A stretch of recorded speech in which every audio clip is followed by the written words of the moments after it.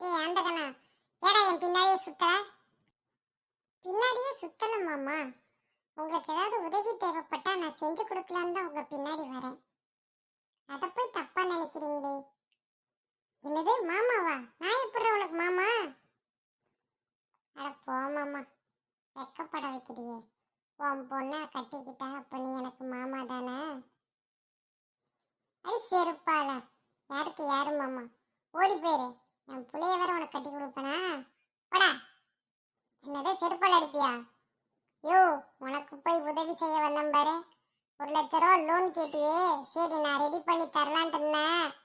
யோ போயா. என்னது 1,00,000 ரூபாயா? மாப்பிள்ள சொல்லுங்க, மாப்பிள்ள சொல்லுங்க.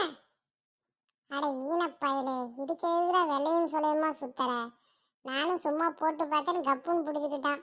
சரி இதை வச்சே இவனை அமைக்கிற வேண்டியதான், கூலி அமுக்கிற மாதிரி. மாப்பிள்ள எப்போ 1,00,000 ரூபா தரீங்க? சீக்கிரம் சொல்லுங்க. உன் பொண்ணை கட்டின அடுத்த நிமிஷமே 1,00,000 ரூபா வாங்கிக்கோ. உன் மூஞ்சிக்கு என் பொண்ணு கேட்குதேன். என் பொண்ணு அழக